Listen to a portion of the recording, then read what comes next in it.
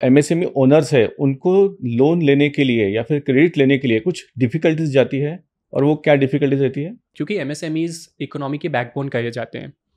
India में almost GDP का 30-31% MSMEs contribute करते हैं। इसीलिए प्रमोशन होता है, एमएसएमईज को फाइनेंस मिलना चाहिए टाइम पे, क्योंकि एमएसएमईज ग्रो करेंगे तो कंट्री ग्रो करेगी, एक्सपोर्ट्स बढ़ेंगे। कि कई बार डिफ़िकल्टीज़ भी आती हैं।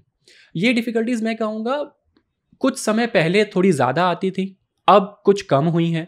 7-8 साल पहले की बात ले लीजिए, जब इतना डिजिटल लेंडिंग में फोकस नहीं था।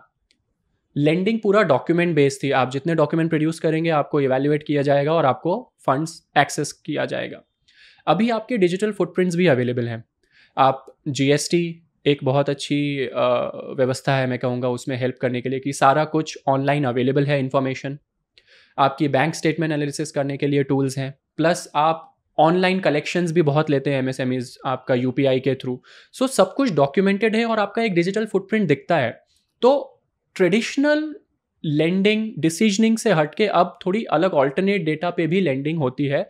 एमएसएमईज को लेंडिंग में जो डिफ़िकल्टीज़ पहले थोड़ी ज़्यादा आती थी वो मैं चॉक डाउन कर देता हूँ। क्या डिफ़िकल्टीज़ आती थी कि इंटरेस्ट रेट्स हाई होते थे, क्योंकि एमएसएमईज के जनरली डॉक्यूमेंट प्रोड्यूस करने में थोड़ी प्रॉब्लम होती थी। डेटा पब्लिक नहीं होता था, data is very private to MSME business owners, उनकी बैलेंस शीट्स उतनी स्ट्रांग नहीं होती थी।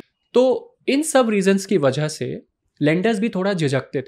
मेरे हिसाब से high interest rate, long processing time, high processing fee, क्योंकि जब भी आप एक लोन लेने जाते हैं तो आप एक प्रोसेसिंग फ़ी भी देते हैं उस लोन की।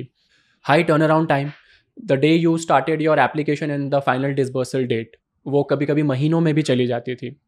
उसके बाद आपका रेट ऑफ इंटरेस्ट हाई है, आपको रीपेमेंट और प्री पेमेंट कर रहे हैं तो उस पर हाई पेनल्टीज़। तो ये सारी डिफ़िकल्टीज़ एमएसएमईज फेस करते थे।